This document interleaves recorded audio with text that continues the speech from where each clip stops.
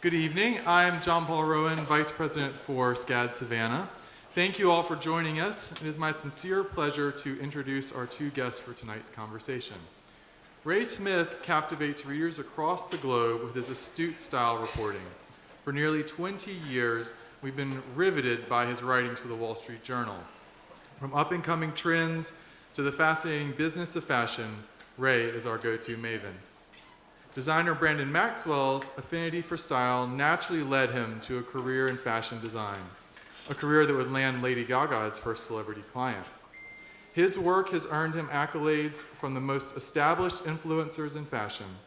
For 2016, he was named to the Business of Fashion 500, and International Business Times deemed him one of the hottest fashion designers of the year. His womenswear collections have earned him top awards from Fashion Group International and the CFDA. It's easy to see why the world has taken notice. Since launching his line in New York in September 2015, the Texas native's gowns have graced the red carpet with some of the most distinguished public figures and celebrities, including First Lady Michelle Obama, Oprah Winfrey, Kerry Washington, Reese Witherspoon, Natalie Portman, and Naomi Harris. Now his designs appear in the most prominent and stylish retailers around the world, including Neiman Marcus, Bergdorf Goodman, Harrods, and Saks Fifth Avenue. Ladies and gentlemen, please join me in welcoming Ray Smith and Brandon Maxwell.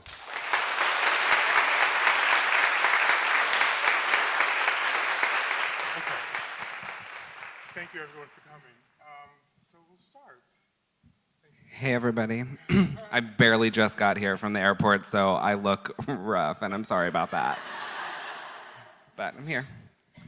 You look amazing. So thank you for taking the time to do this. Of course. Especially as you have a show coming up for Yes. New York Fashion Week. Yeah. I'm sure you're working with the Super Bowl. Actually. That's correct also, Right. yes.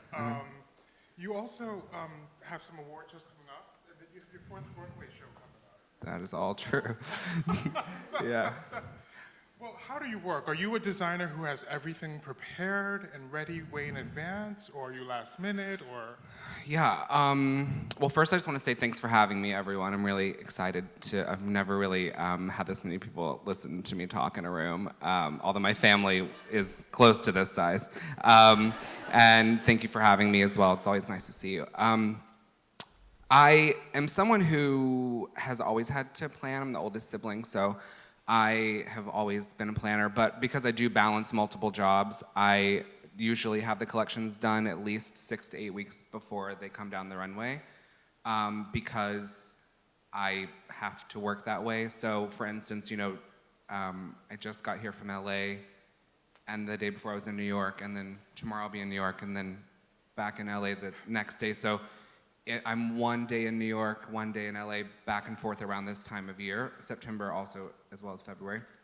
So because of that, it has to be very well executed. So I have to come in, and as soon as I land in New York, I'm in fittings for 12 or 14 hours, and then I'm back on the plane doing other jobs, and then I do sort of the meetings and business at whatever time I can. And so yeah, I try to be as organized as possible. I'm not someone who also with my team wants them, they already work long enough hours as is, so I'm not someone who likes to come in and rip things at the last minute and make them, I try to think about the fact that they have children and they're married and they have lives. So I try to be as organized as possible. It gets crazy, obviously, before the show. Yes. But mostly I get crazy, not the office, so yeah. All right, well, let's step back. When you were growing up in Longview, Texas, is that right? That is right. Okay. In the 1990s, right? Did you follow fashion or fashion trends then? You know what? I didn't then, and I still don't really now. I couldn't really tell you what's trendy or cool. I've been wearing the same outfit my whole life, so I don't know. No, I didn't. I had a grandmother who was a buyer, and she ran a clothing store, and so I spent my life every day in a clothing store with her and in a dressing room. My mom loved fashion, both my grandmothers loved fashion, so I think that's where I sort of learned to be a stylist, is watching, my grandmother would set up as the women were coming in every accessory and every shoe and every dress, and I sort of was in there watching them as they were coming out in their dresses, and it was a really high-end store.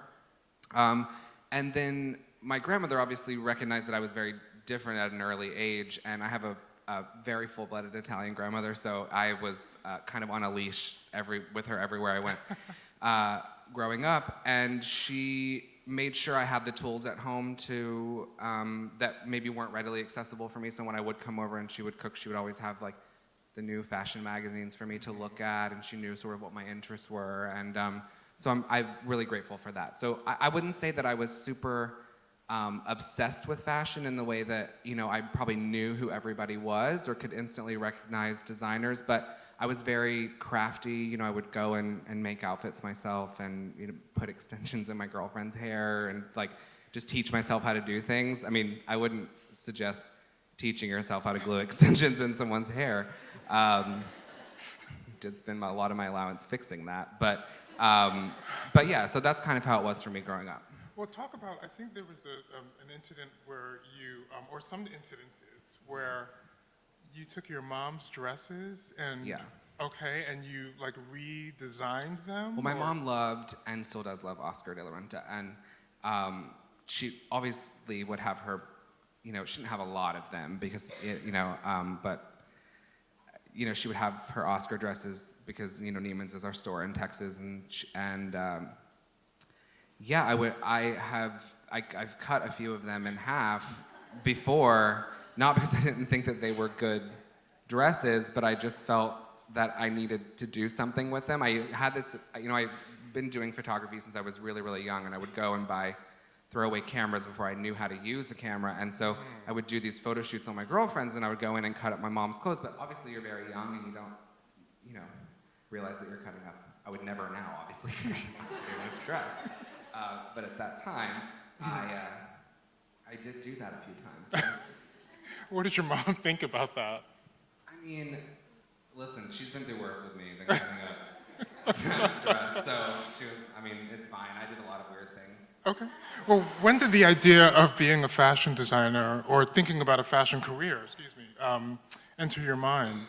Well, I think my whole life, really, that's all I feel really blessed that I kind of do the same thing now that I did when I was 10, 11, 12 years old, where I would shoot with my girlfriends all day and do their hair and their makeup and dress them up and take their picture. And I feel like that's all I ever had an interest in doing. I was saying earlier I really wanted to go to school here at SCAD, but I didn't show up to school a lot in high school, so you have to have good grades to get into college, so I did not go here. But my interests were in, you know, I was very hands-on in creating all the time. Yes. So, I don't know, I never really thought that I would do anything else. It does surprise me that I have this career now because, you know, obviously you're growing up in a small town and it's like you're gonna be a doctor or a lawyer or work in oil or do this, and I just, every time when everyone was like, that's what you're gonna do, I was like, this is not going to work, guys. I can barely, like, spell a full sentence, like, but I can definitely put a dress together and I know what makeup she should wear, so I'm feeling like I'm gonna get a job in that, and everyone would just look at me cross-eyed because they were like, that's not a job. Being creative is not a job. Interesting. And for me, I think it's the one thing that has sort of formed my work ethic because I always had this sort of I'll show you mentality, I think, because of that. And so it worked out fine, I guess. And I get paid to do creative things now. Okay, so after graduating, you sold your car, you moved to New York in 2009 with a photography degree. What were you looking to do? Did you set out to be a stylist? I was looking to pay my bills, first and foremost. I moved to New York when I was 18, and I had been studying photography and competing in photography sort of programs since I was 10 or 11, all through school, and I think I was just sort of misguided. I was like, I just need to get out of here and move to New York, but I wasn't really sure why. I just knew I didn't want to be in Texas. And I didn't have the greatest grades. So I went to a painting program, and I'm not a painter by any means. So I was sort of just, you know, messing around for 2 years, and I felt really aimless, and I, on a whim, moved back to Austin, Texas, and they have a fantastic program where I went to school at St. Edward's, and the facilities were amazing, and actually my best friend from growing up applied to school there for me, and didn't tell me, and I got into school there, And she was like, well, you can move to Texas if you want. And I was like, I guess so. And I moved, and it was the best decision I ever made. I met every great friend who's really formed my adult life there. I remember the first day moving back to Texas, I was like, oh, wow, I felt so defeated, you know? I was like, ugh, I'm moving back. And then I really felt like that sort of, if I hadn't, I would never be here. So I don't know what your question was, but that's my life journey. You sold your car, you moved to New York. Oh, I did sell my car. So I sold my car, and I moved with a bag of quarters, and I took 4 Southwest Airlines flights to Long Island to get there. And I went to live in my friend's closet, and at the time it was fine because I was thinner than I am now.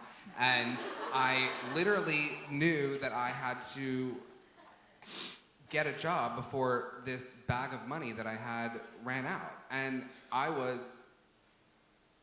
must have applied, and I know I've said before thousands, and everyone's like, oh, it must have really been thousands of resumes that I had applied for, and I had no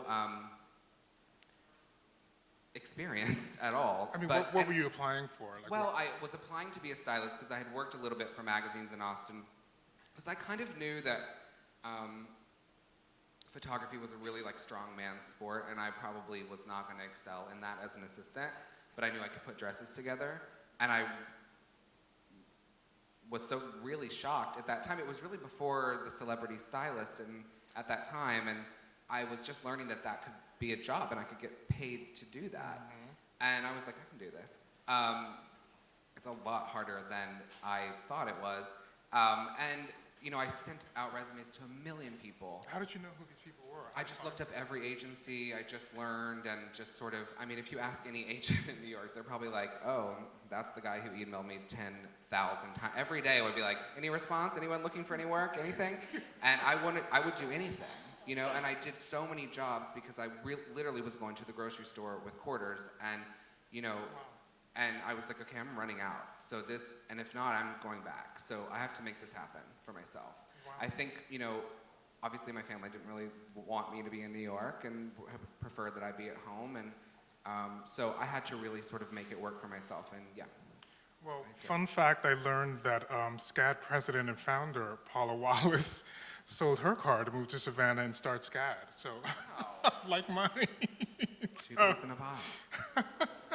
So you happened to hear back from someone, though, and that someone was stylist Deborah Afshani. Is that That's who you right. On a Thursday, walking to the F train in Brooklyn, I got a phone call from her, and she was like, can you intern tomorrow? And I was like, absolutely, I'll be there. Are you serious? Yeah. She was like, and it was on my flip phone, and I was like, yeah, for sure, I'll be there. And I showed up, and I Googled how to be a stylist, and I was like, okay, well, here it goes. My blooming career. And I went in, and she taught me, you know, she still is one of the most dear people. Every person that I've worked for is still very close in my life.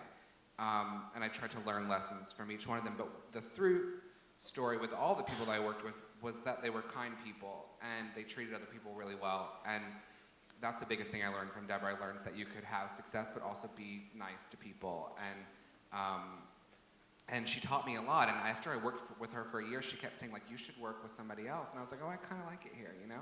And she was like, you need to go off and do some other things. And that was a very scary journey, because I got fired a lot after that. Wow. Yeah. Well, first of all, I think we should step back and Okay, explain who's Deborah. Does everybody know who this person is? Deborah Afshani is a fashion editor. She now lives in LA. She lived in New York before, and she works for every magazine.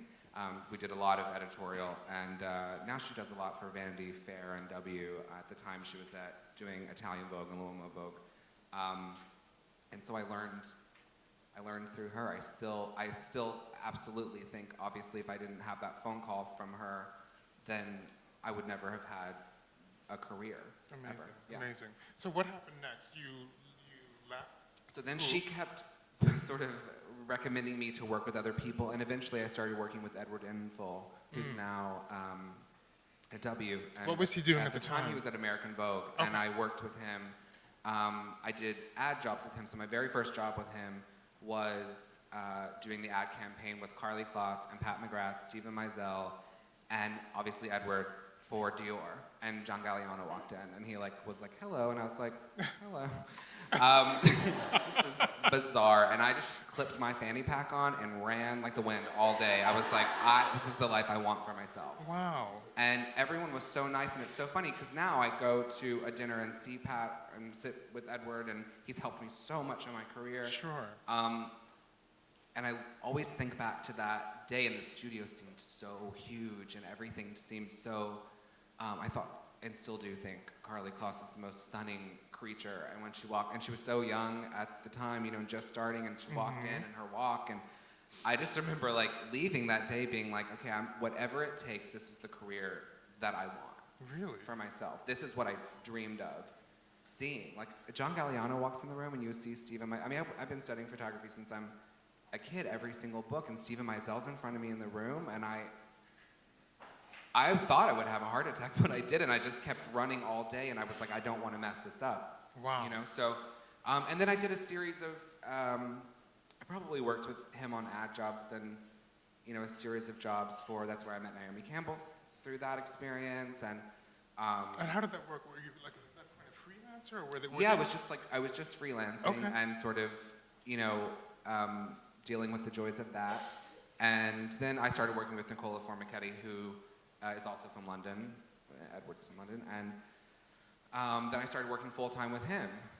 And that was a very different experience, because he was sort of working with, he was working with Gaga, and I started working with him right at the same time that they started working together. And she had just put her first album out, and he loved working with entertainers. Edward was very, editorial and fashion, and so yes. I really felt like I got a very well-rounded education through all the people that I worked with. But again, like I said, everyone really, trusted me. And my career really,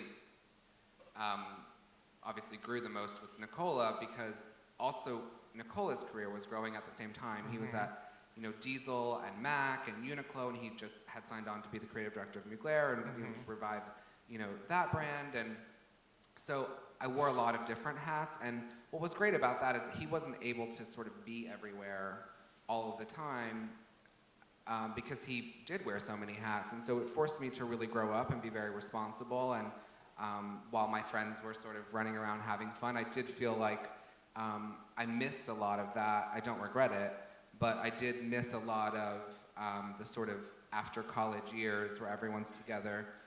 Because I did have to get up early, and I did have to travel, and I did have responsibilities, and I had to manage a team, and and again, it always goes back to that I had to pay my rent, and I really wanted to live in Manhattan with my own money. That was my biggest thing. I wanted to cross that bridge and be in Manhattan. How old were you at that time? At that time, I was probably 20. I'm 32 now, so I was probably 24, 25. Okay. And maybe that's wrong. Maybe I was 26. I don't know. I actually don't know. You were in your 20s. I was in my 20s for sure. Yes, I remember I was in my 20s. When I went into my 30s, we had a funeral, so I remember the crossover period. But it was a very strange, but also exciting time, and I felt very empowered. So, tell me how this works in terms of it sounds like, you're working with these people and they just find you. I mean, how does this happen? I just wonder. You just knock on every single. I was, and not even to be funny. I really was like, I will clean your toilet. Okay. I will do anything. Like if you guys have a janitorial job here, I'm cool with that. I'll do anything. Okay.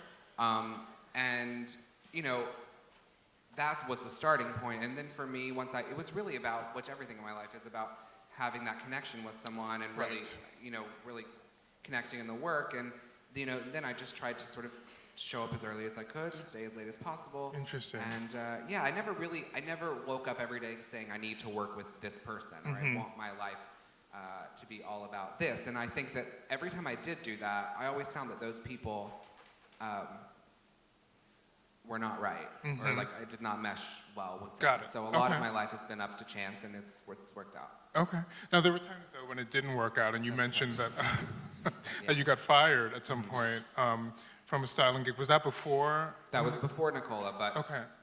it was actually the most probably formative experience. Really? Important and formative experience for me. I just wasn't ready. You just can't sort of to crawl before you walk. And I learned a lot about rejection and disappointment, which I deal with on a daily basis now in my life and is part of life in general. And it taught me how to deal with that and sort of, it taught me a lot. It's hard for me to sort of explain how it felt because at the time I wanted it so bad. Right. And it was so devastating for me. But now I look back at it and I'm so happy. You know, I also got fired from the Gap when I was 16, so that was a good experience as well. Okay. So talk about sort of this idea of connection building when you're starting out, or when you're trying to forge a career for yourself. Sorry about that, guys. When you're trying to forge a career for yourself, this idea of like making these connections, because I think that's an important part of building your career, is it not?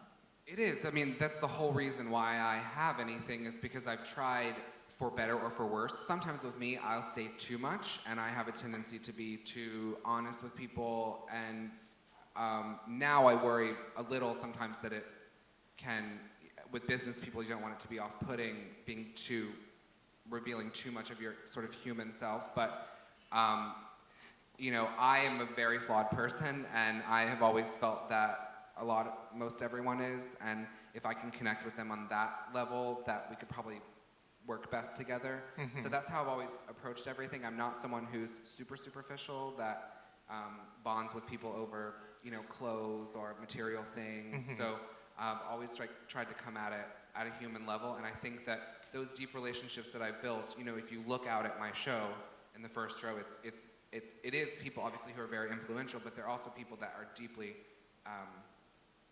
personal relationships in my life, mm-hmm. you know, that I've been really blessed to have, so yeah.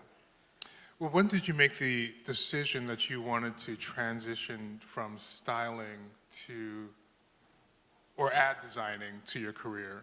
I think I always wanted to do it. I think I'm a very practical person. I wanted to save the money to do it, which I did. And that amount of money that I thought was going to last for a few years was very wrong.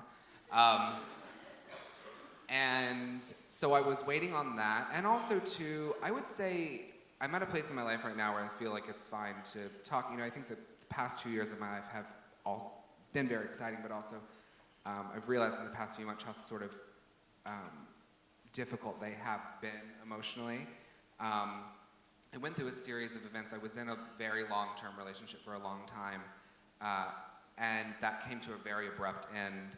And I was about to turn 30, and I felt like I had spent a lot of my life sort of working and chasing something, and I needed to remember what it felt like to be living in a closet, eating off of quarters, because my life had become the opposite of that. And I really wanted to go back to taking a risk and taking a chance. And I knew that I had it in me, and it's also, I know this is not a very tactful way to explain something, but it's almost like if you need to throw up, you just have to throw up. And that's how I felt. You know, I felt like I needed to just get it out, and I didn't want to spend the rest of my life not doing it. So when my life sort of felt like it was in shambles, mm-hmm. is sort of the best time to come alive. And I think my life was so out of control at that time, mm-hmm. that I was so naive, and that's what made me jump off the ledge. And that's kind of, when I look back at starting my styling career, the same place I was in there. And so it was a very freeing experience. It wasn't, you know, super planned. I just woke up one day and I was like, I finally have, you know, what I think is enough money to do it, and I feel crazy enough right now to do it, and mm-hmm. I did. Interesting. Yeah. Fascinating. You started your label in 2015, and this is you just starting a business, basically, because you were styling before. And who did you consult, and where on earth did you get the money? Well, I started with $300,000 of my own money that I had saved over a period of 10 years. So every sort of paycheck, I look back at that time and I'm like, if I could budget like that again, I would be in good shape. I really kind of lived on nothing. I mean, that was basically my salary every year, you know, $30,000 for that period of time. And I think also because I was traveling so much, I was able to save a lot because I was doing a lot of jobs. Were you saving it with something in mind, or I was just? saving it to start the collection. Got it. And I always had in my mind that I needed $250,000. I thought that was going to last me like 10 years. It lasted me like a week, basically. And so I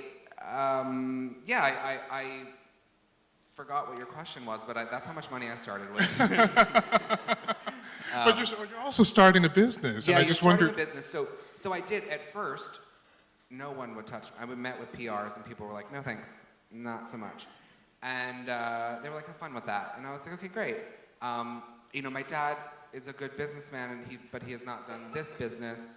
So I really think for the first 6 months I was flying by the seat of my pants, and I put together a group of 3 people, and we got a little tiny office that was like one of this carpet pretty much, and we all worked in there together, and just sort of put it together. And then it really felt like the next day after I did the first show, sort of my whole life changed. Since then, I have a really fantastic mentor that has really guided my career and changed the course of my life, essentially, which has not been easy, I think, probably for that person, because I think also my life has changed so fast that I'm spinning like a Tasmanian devil all the time, worried, scared, fearful, overwhelmed.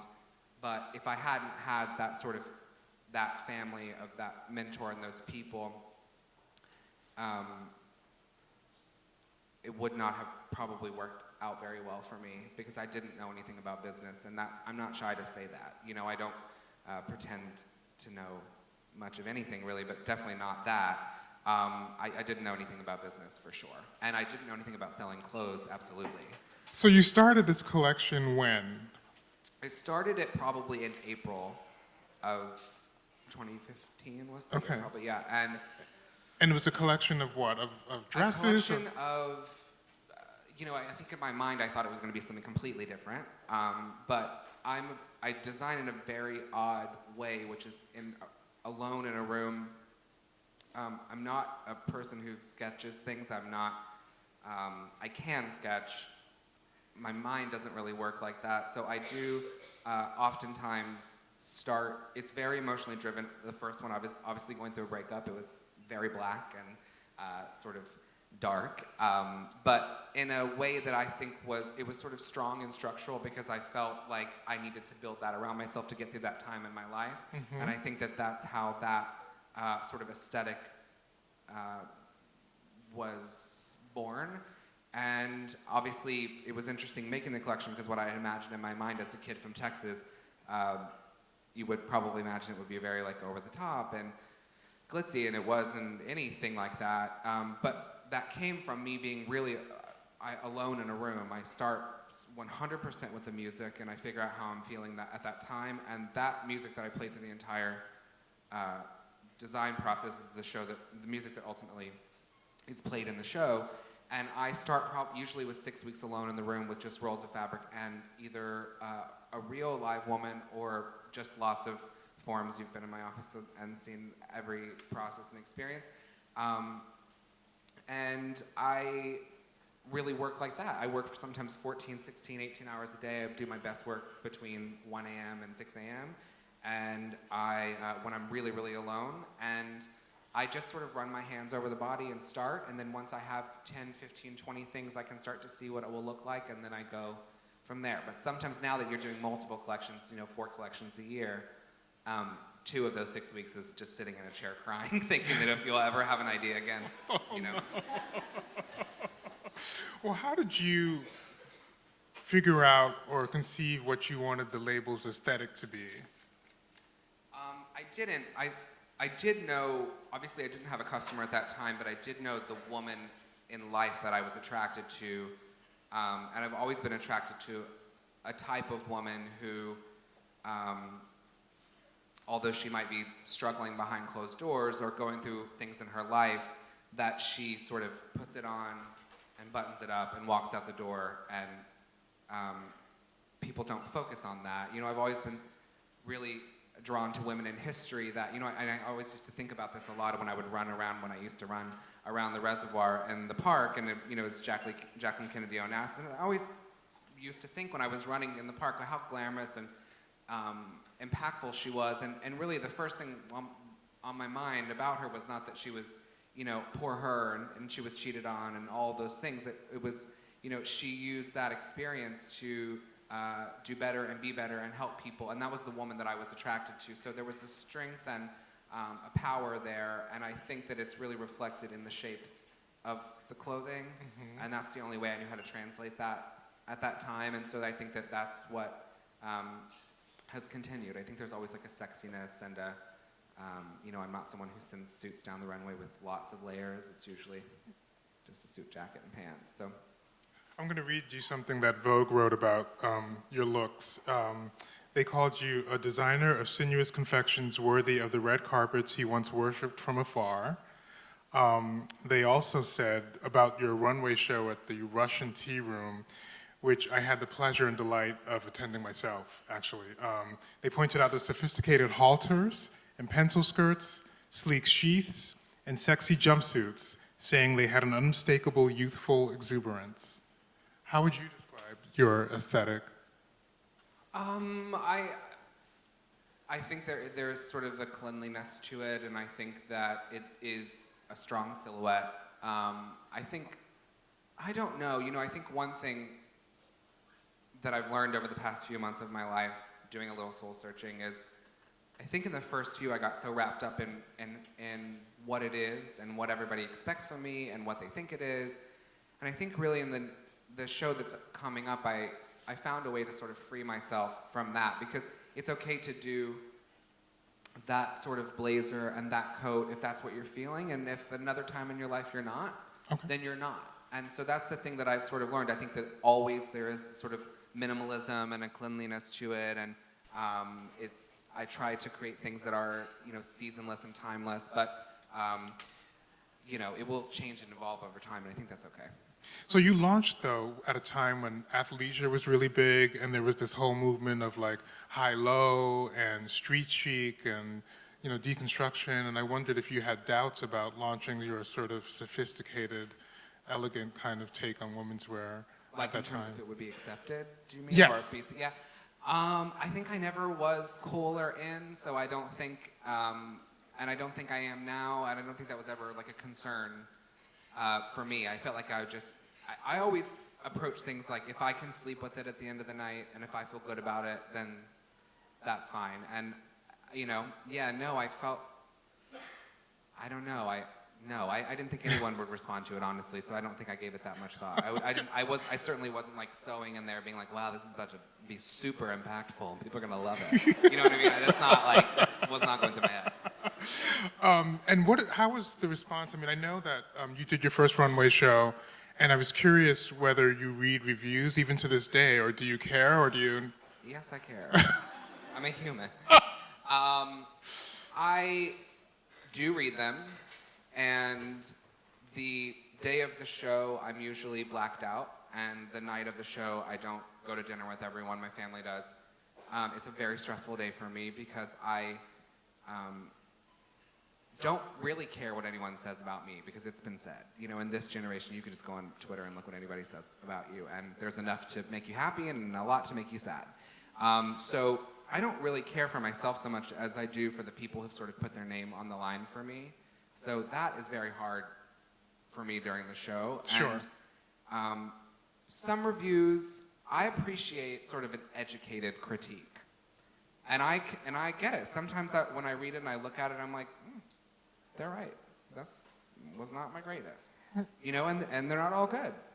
But I don't appreciate just sort of being mean to be mean, or to sort of mix my name in with clickbait to drive to this or that. That's what I don't appreciate. But more so than the reviews now, I really worry about what my girlfriends think. And if it's a thumbs down for them, then that hurts usually worse than, anybody else, I think. Really? Yeah.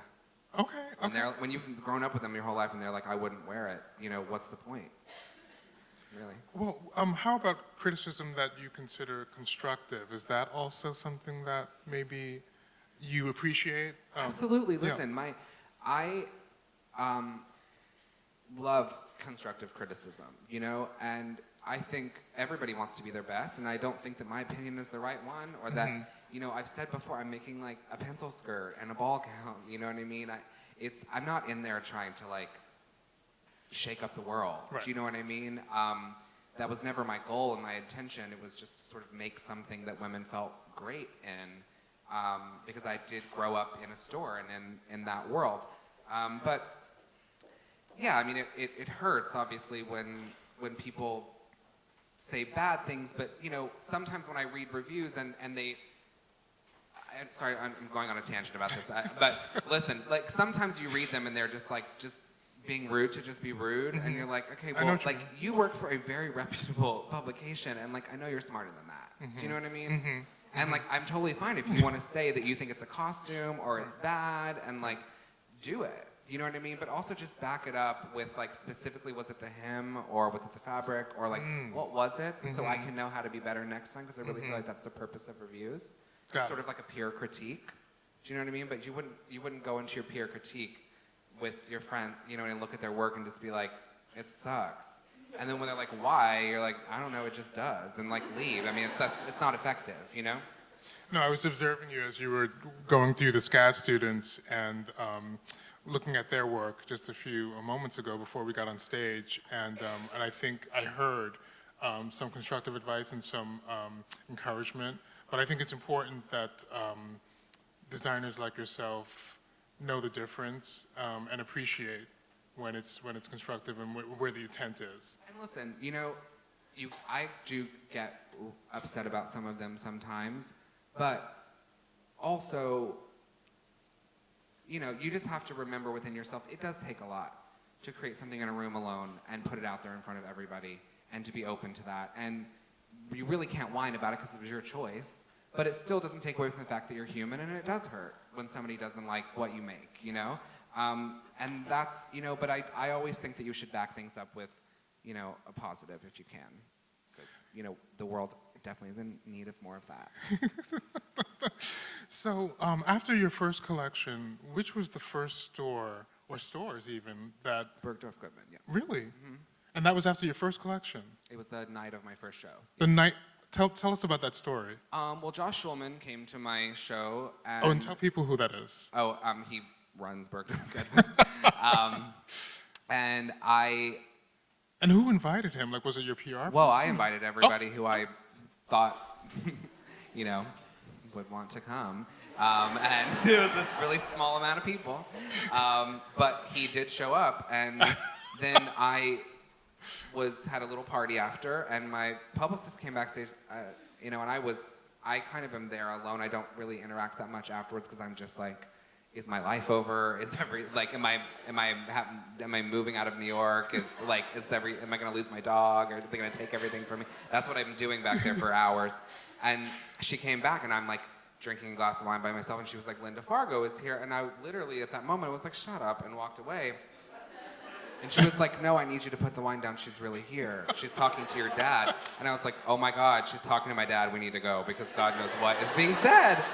So we ran, and she obviously is one of the most wonderful people, and so supportive. And she was so nice from the beginning. And she came into the studio the next day, and they bought the collection, and I'm forever grateful for that. And it just I'll never really forget that moment of seeing, she was wearing a white dress and, you know, her hair, and she walked into Mr. Chow, and I was like, is this happening? And it was happening. Wow. So, yeah. And how did you react? I mean, when you once finally saw it in stores, did you like freak out? Did you? When I finally saw it in stores, I cried a lot, and my whole entire family came. Country came to town. We were all in Bergdorf Goodman. Really? Oh yeah. Grandmother, everybody, the walker, Wow. everybody was in there. My grandmother was wearing a t-shirt with my name on it. I was like, this is Bergdorf's, please leave. Oh my gosh. You That's know? And she was like, that's incredible. my grandson. Oh. I was like, this is my first season of production. It might not be the best. Don't tell everybody, you know? So yeah, no, it was a great experience. And they put a dress of mine in the window, and I really, you know, to think about eating on quarters and trying to get a job to go, you know, within 10 years to that experience was pretty, like, you know, less than 10 years. And really, like, 6 or 7 years was a strange but amazing thing. Now, some people would think, well, then after that happens, you've made it, you can breathe a sigh of relief, but you didn't think that No. way. You thought, this raises the stakes. You've I got to. never think like that, ever. I'm always like, it's about to be over. And this is something I talk about a lot in the office to people, because I think when something is lucky enough, to take off and do okay, I think everyone around you gets very excited. And I'm a very realistic person, so I always try, I've also been in this industry for a decade almost before I put out a collection, and I know that what goes up must come down. So I never have really celebrated anything. I've never really had a glass of champagne afterwards and cheers with everyone, because I think that, I'll cheers when I'm 90 if I'm lucky enough to be there, when I'm in a rocking chair, but like I need to go back to work and continue to do, if you're lucky enough to have someone looking at you, you need to seize that moment, I feel like. So that's what I try to do. Okay. And other stores followed, obviously. What's that? Other stores followed, They did, obviously, and that was your pursuit, or they came after you after? They did. I mean, they did. Yes, they did. The only time I've ever been pursued in my life. So they came, and it was, I felt really, that was an overwhelming time for me, making those decisions with the help of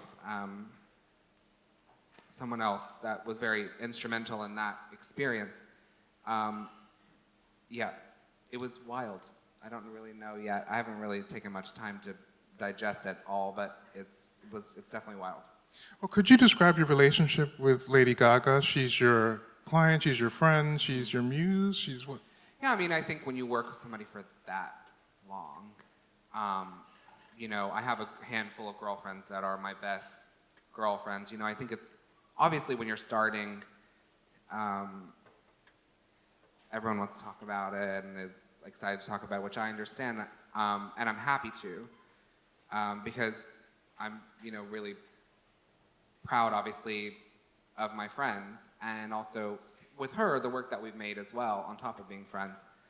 But it's a very personal relationship to me. It's like a sibling, and I feel like that's our relationship. Yeah, I have a hard time now, after time, sort of continuing to, not to answer the question, but I feel like, I feel very protective of it in a way, because I've had the real, and I understand she's famous, but I have a real small group of people who've been very supportive, and she's one of them.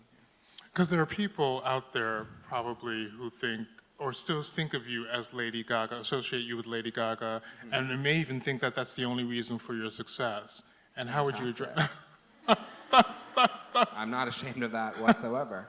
No, I think if it wasn't that, it'd be something else. Do you know what I mean? And that's life. And I'm really proud of the work that we've created and had created for years. And that was all based on a lot of hard work and love and care. And, I think you do get that question a lot. I think what you're getting at is people are like, oh, is he only here because of this? But I think at the end of the day, if I was, I'm 100% fine with that. And number two, because I'm proud of my friends and my relationships. And number two, I'm not necessarily sure that a woman in Tennessee is walking into a store and buying a skirt because my best friend is famous, It's like, I don't know, And if they are doing it for that, then I'm happy for that too, I don't listen, honestly, it's always gonna be something.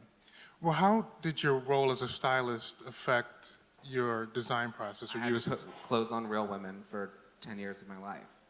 And so I had to know about fit and what women are insecure about and what they love. And I have worked on that a lot in the collections going forward because, as a gay man, when you're making clothes for women, at first there is no sense of reality. You're not wearing those clothes yourself. And so sometimes I found in the first few seasons, I was like, wow, it takes 6 or 7 people to put this on her. So that's something I've really thought about going forward, but the number one thing I learned and always do think about is the reality of wearing it, and I learned that through styling, yeah. Okay, the last question before we take questions from the audience. Fashion is a very tough business. It can sometimes be a very bitchy business. I wonder if you can give some general advice to the students on how to navigate it, how to survive it, how not to let it get you down. Yeah, well, I think that in general, obviously at your age, I don't know what sort of levels in school all of you are in, but it's a really, in general, a very scary time for you because you're about to either be out of school and you're working in a business. Sometimes it's sort of hard to get a job, and there's a lot of competition, and your life feels sort of, it's very unknown. But I would sort of just caution and say to not let that fear bring you into circles of people that are not close to who you inherently are as a person. So I think for me, my life has changed, but I don't have any new friends, really. I've had the same friends that I've always had. My friends keep it very real and have not changed. I think you start to smell bullshit after a while. Do you know what I mean? You can kind of go into a party and you can decide if you're gonna let it hurt you or not. You know what I mean? Sometimes when I used to go in, and I'm a person who, it's January, right? January, I'm like an okay weight. You know, November, it's questionable. Do you know what I mean? Like, July, I can get a little bit thin. But I remember people used to walk in, and like, I'm always the person at the party that's like at the food table that's eating. I'm just always there. I'm always like, this party, I feel really uncomfortable here, but there's burgers over there, so I'm going there. And like, I remember like, as my career was starting out, and people would walk, like this one person would always walk up and be like, oh, Brandon, eating at the table again. And I would just be like, over time, and I was like, yeah, I am. And like, you're desperate. Do you know what I mean? But I'm not gonna tell you that, you know? You have to pick and choose what you listen to. Do you know what I mean? Because when you go into this industry, everybody has an idea of what you should be, what you shouldn't be. And the number one lesson I will give you as my career has changed, and never forget that your ideas are your ideas. And when you made those ideas, they were wholly yours, and they were not everybody else's. So once you start to have any sort of success, and everyone starts to chime in on what you should do, and who you should be, and how you should act, and what you should say, go look at yourself in the mirror and remember who the hell you are. Because at the end of the day, that is all you have. When everybody else leaves you and the clothes don't sell and you're not popular and you're not winning awards, all you have is you. So stay by that and you'll be fine, I think. And call Thank your you. mom. Well put, well put. Some questions from the audience, please. We have time for just one or two questions very quickly. If you will stand, introduce yourself, and let us know your major. Hi, my name's Troy Allen. I'm a sophomore here at SCAD. I've been following you for years with Nicola, obviously through Gaga's Twitter. But I was wondering, with your first season that you did, what was your biggest struggle? And then what is your biggest struggle now as you're continuing on? My biggest struggle in the first season probably was just lack of knowledge in general, honestly. I think I was sort of going into uncharted territory, and I had never, there's so many elements. It's not just sitting in a room designing clothes, it's 10,000 other things. And I didn't know a lot of that. And I would think, to answer the second part of your question, the biggest challenge now is still that. It's that every day I go in and there's something else I have to learn, and something I don't know, and a problem that I have to figure out, and people I'm up against, and I'm up against myself, which, as you know, as creative people, is the hardest struggle, is your mind. And I think that's always been my problem, and also motivator, and will continue to be, is just sort of all of that comes with it. You really have an idea in your mind of what it will be, and it becomes less and less about the bursts of creativity and more about the day-to-day monotonous things that put the gas in the car, essentially. My favorite fabric, crepe. Any kind of crepe. I just find it's the easiest to work with. Like a silk crepe is good. I think my mentality was very, I grew up in a small town that when you bought a dress for $3,000, it was like it needed to be worn 30 times. So I work with pretty standard, obviously more on the luxurious end, but it's pretty standard fabrics, and I would say that, you know, our #1 fabric is crepe for sure. That's a good question. And last question right here in the back. My name's Anne. I'm a graduate student in the writing department. I had a question about shifts in the business of fashion and how your flexibility in design. There's been murmurs the last few seasons moving away from the traditional runway structure of showing twice a year to kind of evolving into things that are more immediately available, and just how you approach that. And I would tell you the honest answer to that is that I'm not sure that anybody is trying to see now, buy now Brandon Maxwell.